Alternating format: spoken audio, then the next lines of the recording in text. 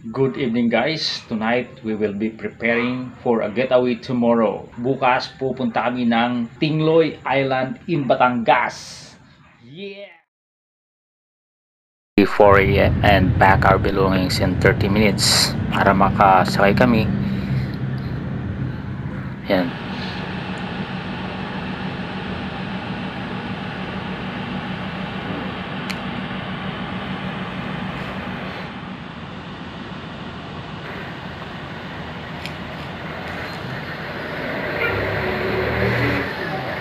Yan, so nandito na kami sa may silang, sa may intersection.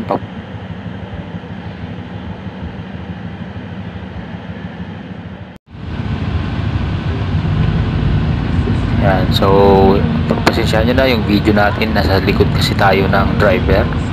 So sumisingit-singit lang tayo. Ayan, medyo malabo kasi madilim pa. Okay, so this time dito tayo dumaan sa may, dahil Patagaytay yung dinaanan natin, pababa ng Lemery. So kung nakikita nyo, napanay ang wiper ni Kuya kasi ma-fog sa bandang pababa ng Lemery. Ayan o.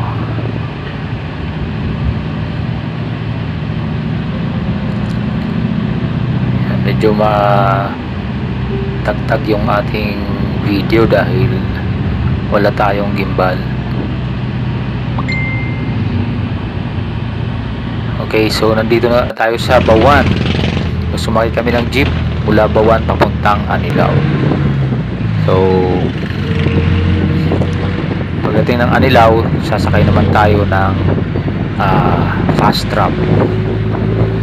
Yan, so mabilis ang biyahe kung hindi lang sa paghihintay ng mga pasahero. Kung ikaw ay magko-commute, medyo may katagalan ka. Yun, siguro kung may dala kang sasakyan, mas mabilis yung biyahe. Yan, nasa port na kami, pasakay na kami ng fast tram.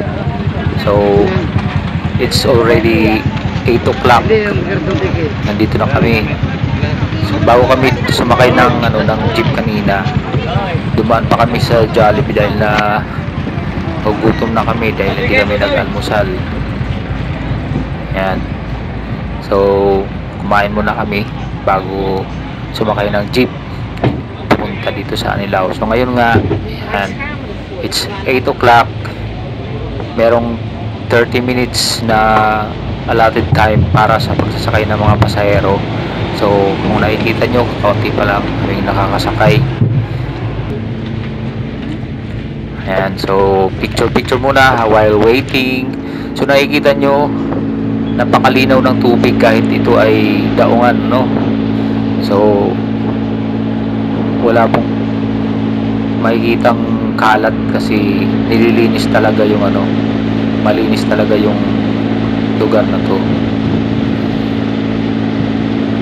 Sa kaliwa, dalawang Montenegro na mas maliit, at sa kanan naman itong pang-cargo ito.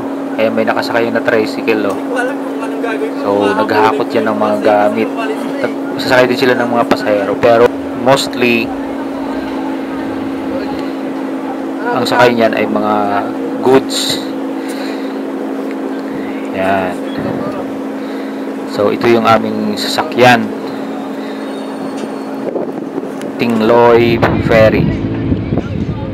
Yan. So on board na tayo.